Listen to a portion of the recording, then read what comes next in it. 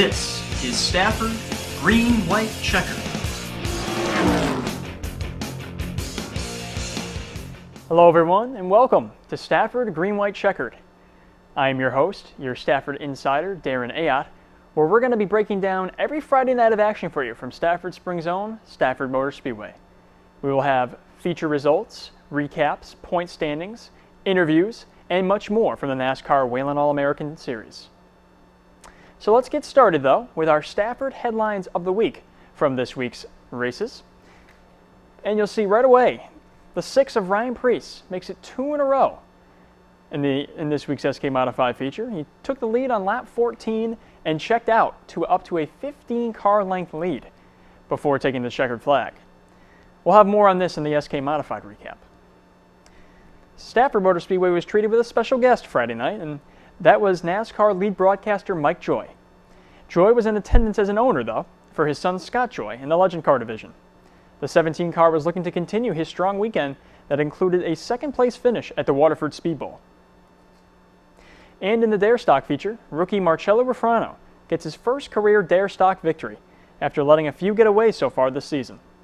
We'll have that coming right up. But let's, as always, get started with the Legend Cars recap. The 75 of Corey DiMatteo was looking to make it 3 in a row. The competition got even tougher, though, with the insertion of Scott Joy into the lineup. Meanwhile, the 43 of Devin O'Connell was working his way from the rear of the field after being black flagged in his heat race. And defending champ Dana DiMatteo was looking to get his first win since May 15th. And can Devin O'Connell track down the 76 of Dana DiMatteo? They hustle down the backstretch. DiMatteo still in command, 2 turns away from victory. Off the turn, Devin O'Connell has reeled him in, but not enough as the checkered flag is out, and Dana DiMatteo will take down the win. Devin O'Connell will finish in second. Oh my God, I've been waiting so long for this. It's been a while. Just got to thank Island Cove Marina, Manafort Brothers, J&J Racing, FK Rod Ends, Papa's Dodge in New Britain, Jags Tires, Waddell Communications, 600 Engine Shop, Sign Pro, DCI, Joey Muchacharo, Frank Muchacharo, all my family for coming out tonight. So a big response there from defending series champion Dana DiMatteo in the 75 car. Here are the results from the feature, and we'll call it a top 9 because there were only 9 cars in the field. Strangely enough, there were not more than that. And you'll see Devin O'Connell, another second place finish, his 9th top 2 finish of the season. Corey DiMatteo, his brother, finishes in 3rd in the 75 car.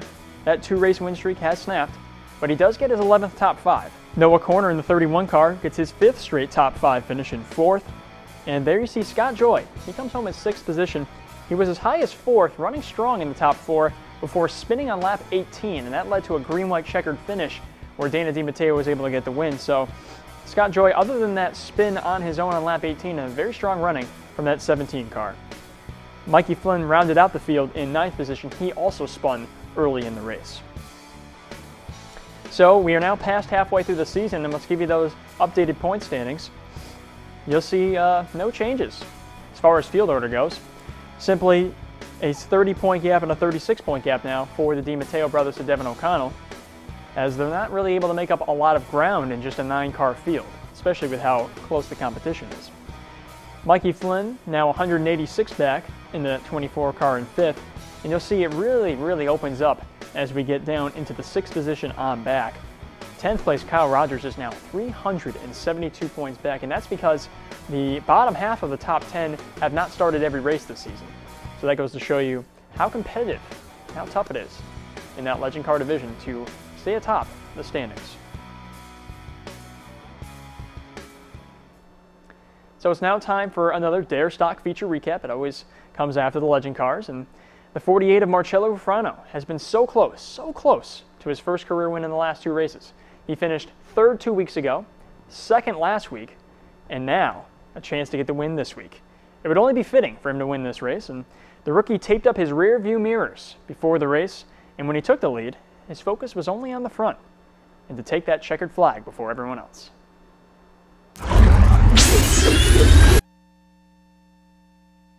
And there is the white flag, 1 more circuit around.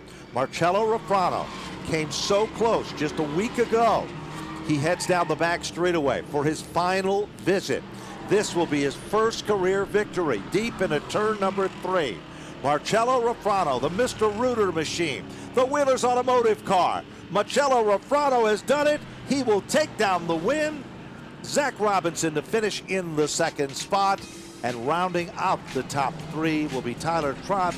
You know, this is a way overdue win. These last couple of weeks, you know, the last lap, I was looking in that mirror too much. Before we went on the race, my buddy CJ, he put a sticker up.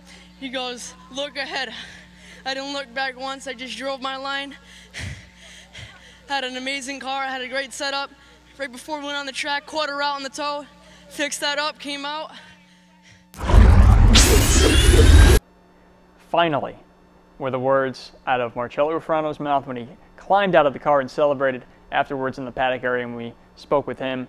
So excited to get his first career win, and a well-deserved win for those guys. A phenomenal accomplishment considering the amount of competition in the Dare Stock division. So let's show you the full results from that Dare Stock feature. 15 laps it was to count, as always, and you'll see Zach Robinson, another rookie who came home in second. That's his best finish since June 5th, so another strong run for those guys. Remember, he does have a win this season, Zach Robinson. Tyler Trott bounces back from 6th last week to finish in 3rd, his 11th top 5 of the year. And there you have it, Frank Latois Jr. Another top 5. He extends that streak to 13 races. Dan Dembeck finishes in 5th, followed by Alexander Fern, who gets another top 10. Jake Higginson, the rookie, in the 84 car finishes in 9th. And in 10th, out of a 12-car field, was Ken Ouellette. The notable here is Trace Beyer.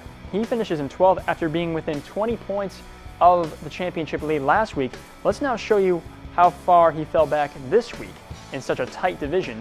So here are the standings, and Trace Beyer is now 36 back in the standings as opposed to 20. Tyler Trott retakes second place from Dan Dembeck. They did a little flip-flop from the last couple weeks, 6 and 8 points respectively, the gaps. That was really the only change, though, among the top 10 in the standings. Just, again, some more separation. Zach Robinson picks up 4 points in the standings. Rufrano picks up some points as well. So 2 rookies trying to get themselves into the top 5 in the standings. They are 6th and 7th, trying to knock on the door of the 12 car of Alexander Fern. But once again, another tight race here at Stafford in a NASCAR Whelen All-American Series. So it's on to the third feature recap of the show, and that's the limited late models. Points leader Al Saunders has maintained the points lead because of his consistent finishes all season long. Surprisingly, though, he hasn't won a race since May 29th. I know that's hard to believe. Saunders was looking to change that on Friday. Take a look.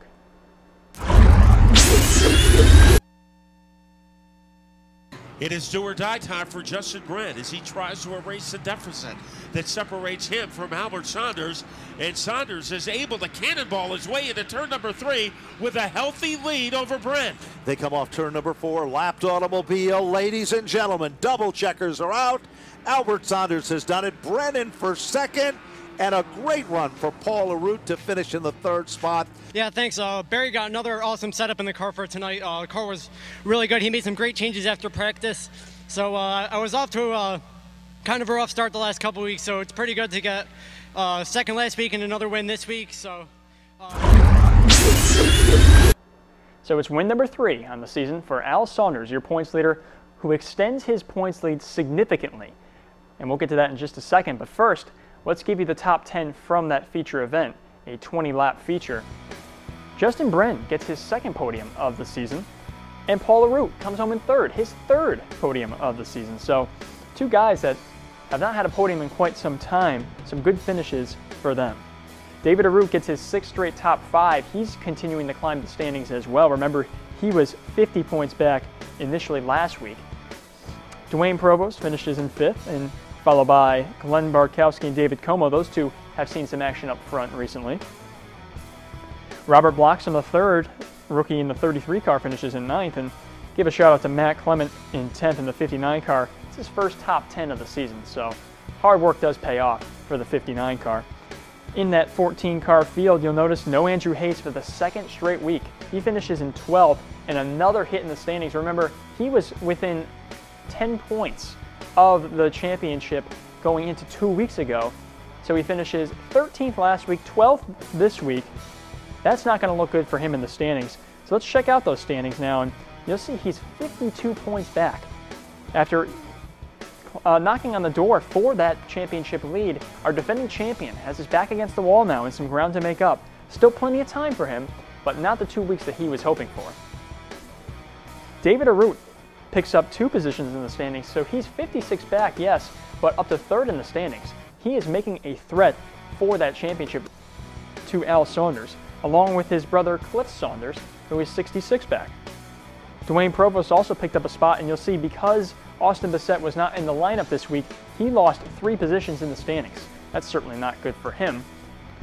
Kelsey Ratina was the other who lost a position in the standings, drops to 8th because of Justin Bren's runner-up finish. So it's now time for the SK Light feature recap, and with a dead tie atop the point standings between Joey Farina and DJ Burnham, every race matters from here on out for both of those guys. Both drivers did not have the car they wanted, but the 31 of Steven Kopchik, he certainly did.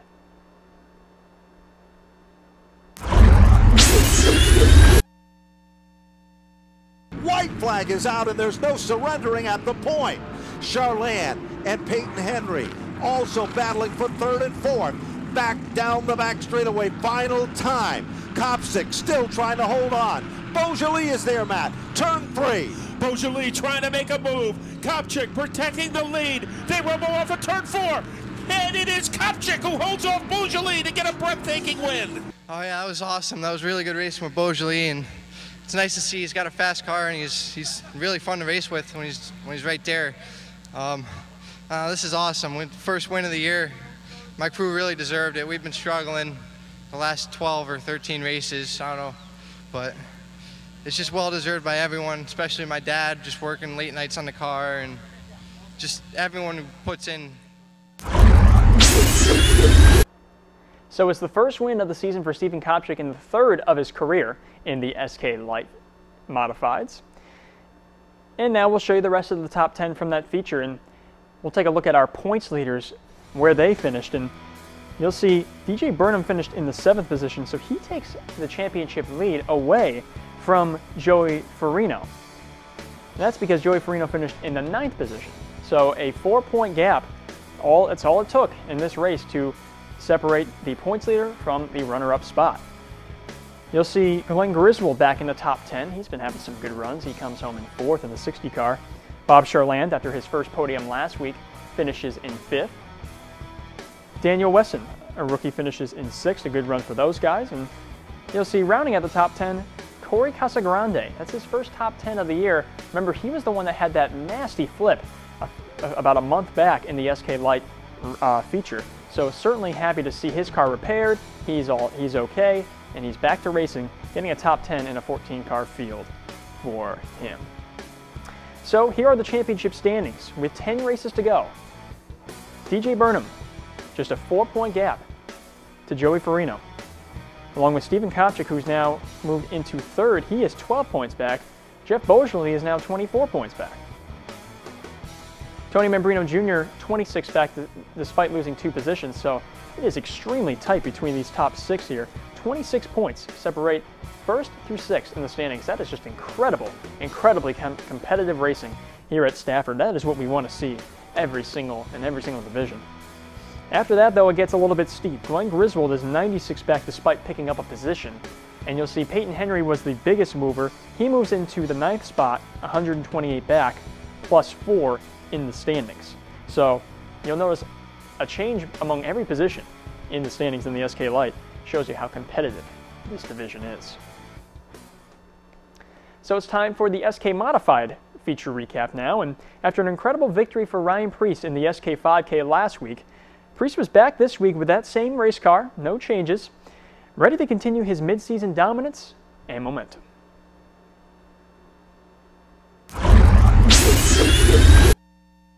White flag is out. Will this be a coronation for Ryan Preece? Ryan Preece heads down the back straightaway. Like days of old, Preece is back in winning form here at Stafford.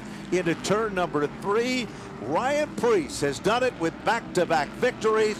The checkered flag is out, and Ryan Preece will take down the impressive win. Yeah, it's owed all to my crew, Mike Paquette.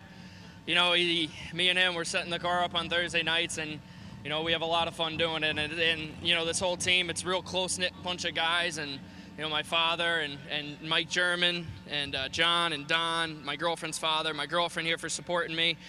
You know, this car was real good tonight, and it's only going to get better. So Ryan Preece has gone back-to-back now, the first time this season, getting his second win. What a great performance by that team. Those guys are now considered on fire with that strong run. He was clearly the class of the field all race long. It didn't take him very long to work his way to the front, no doubt about that. So here is the rest of the top 10 from that 40-lap feature event. Noah Pennick finishes in the second position in the 99 car, his 10th podium of the season. Joey Cipriano III finishes in third, of course, in the 84 car, a much-needed podium. His third top 5. Remember, he had the struggles last week in the SK5K, somehow finished in 10th. So this is a rejuvenating third place for him. He led some laps, too, for quite a while before Ryan Preece slowly but surely hunted him down and took the lead. Ronnie Williams with back-to-back top 5s, finishing in the 4th position. That's the first time Ronnie Williams has had back-to-back top 5s since May 15th, when he won those 2 races. Eric Byrne finishes in the 5th position in the number 66 car, and as you look at some of the familiar names in the rest of the top 10, Mike Christopher Jr. all the way at the bottom, he finishes in 10th, just his second top 10 of the year. He was battling Ted Christopher for quite some time for that 9th position, but was just unable to take it from the 9-time champion, Teddy Christopher. A 15-car field saw Keith Rocco, who is not on this list, finish in 14th. Now, I'm sure you're wondering what happened to him. He had a problem on lap 2 with Jeff Malave, who got caught in a wreck. Malave took the worst of it. Rocco was able to get back on the track, but they were on pit road for quite some time. By the time he got back out on the track, the car was just not the same after that wreck, which was right underneath the start-finish line. He actually ended up going a lap down, and he's lucky he didn't finish dead last, but certainly not the finish that they were hoping for. They had some strong races leading into this one. So here are the official standings for the SK Modifieds, and it's a big hit for Keith Rocco with 10 races to go. Ryan Preece 6 back now, picks up 2 points on Rowan. Keith Rocco is now 44 back, so not what they wanted out of this week for that 88 crew. Eric Byrne moves into 4th position. He's 92 back, and from there on, it's quite a bit of a gap to the front. You'll see Todd Owen, Joey Cipriano, Michael Jarvis Jr. all gaining a position in the standings because Justin Bonsignor did not race this weekend. All 3 of them pick up a position, but they're 152 plus back, respectively. So quite a bit of gap in those championship standings, and certainly not what we wanted to see out of Justin Bonsignor. Obviously, we remember last week him having the failed post-race inspection, so did not see him this week. We'll see if we can see him next week in the SK Modified feature. Ronnie Williams also picked up a position to 10th, plus 2 in the standings. He's still quite a few ways back, but he is just hoping to win some races this year at Stafford. And we'll now go on to our final recap, which is the late model feature recap. After a great first half of the year, points leader Michael Bennett started the second half off with a win last week in dominant fashion. Riding that momentum and the birth of his daughter, Bennett was looking to win back-to-back races for the first time this season. I know that's hard to believe. Take a look.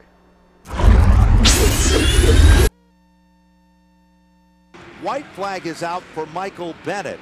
Ricard moved up to the 3rd spot, and Tommy Butler moved in 4th as Joshua Wood dropped back to the 6th position. Deep into turn number 3, and off the 4th turn, they come back to the line. Ladies and gentlemen, the double checkers are out, and Michael Bennett has secured his 5th victory of 2015. Yeah, it was a hard place to start, you know, back in 8th, we were a little bit nervous there. Things worked out in our favor. Had a crazy long week. Last Saturday, my daughter was born. So she's here. Well, she's not here tonight. My wife's home with her, watching this on Periscope. And so I wish they were both here. So that's race win number 5 for Michael Bennett in the late model division, and he goes back-to-back for the first time this season. Here are the top 10 finishers from that 30-lap feature. Tom Fern comes home in second. This is an interesting story for you. Tom Fern had some engine problems in his heat race, or excuse me, before the heat race. He actually had to make an engine change, so he had to use the number 15 car, that's Don Wood's car, for the heat race. Now, he finished in the top 3 in the heat race, so he was able to start closer towards the front, but he was able to get the 92 car going before the feature. And that's certainly fortunate for him because this happened to be the last feature of the night. So that worked out well for him. He was actually had a bet with Don Wood to give him $600 if he was able to win the race. It was very close, but did end up in second.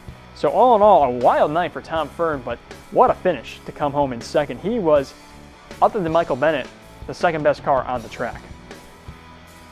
Ed Ricard now gets his best finish of the season once again, getting a third place finish, his second podium of 2015. Tom Butler gets back-to-back fourth place finishes, a good run for him. Excuse me, 2 of the last 3 in fourth place for Tommy Butler. Kevin Gambacorta in fifth, still chasing that first win. I'm sure we'll see it soon enough. Michael Ray, the rookie, comes home in 7th, and you'll see the 44 car, Mike Quintiano, he finishes in 8th. He had some problems early on, but he was able to recover in a 13 car field to finish in 8th. Michael Scorzelli had some problems as well. He was off the pace for a couple of laps. We weren't sure if he lost a cylinder or what it was, but he was able to get things going again and pick up a few positions to avoid any further losses in the standings. So now the points, well, here they are, and Michael Bennett remains in front. 30 points to Josh Wood and 34 to Kevin Gambacorta. Tom Fern does get a position back this week after falling to 7th last week from Scorzelli. He is 96 points back, and from there on, it's pretty far back. Michael Ray is 158 back, Rich Heyman 210. So it's really coming down to those top 4 unless Ed Ricard and Tom Fern can really make a push. Tom Fern has made that push so far this season, but can he keep going? It's going to take a lot of wins for Tommy Fern to make up 96 points and for Ed Ricard to make up 86 in a competitive division such as the late models. So we are now done with our recaps for today, but we will end the show with this week's Stafford Fast Fact. The 33 of Frank Latour Jr. is the only driver among all of the divisions of racing at Stafford to record a top 5 finish in every feature event this season. He has, in 13 races, 13 top 5s, including a win back on May 22nd. He is your current Dare Stock points leader, 6 ahead of Tyler Trott, and that's your defending series champion. So how about that? They always say it's tougher to repeat as a champion. Well, Frank Latour Jr. could be the only one to repeat this year among all 6 divisions in the All-American Series because of his consistency. We've kind of nicknamed him Mr. Consistency so far, and despite just 1 win, 13 top 5s, very impressive out of that 33 team so far. Well, that's all we have for Stafford Green-White-Checkered this week, and for our producer Antonio Squitieri, on behalf of the entire crew here at Nutmeg TV, I am your host, your Stafford insider, Darren Ayotte, and we'll see you next week on Stafford Green-White-Checkered.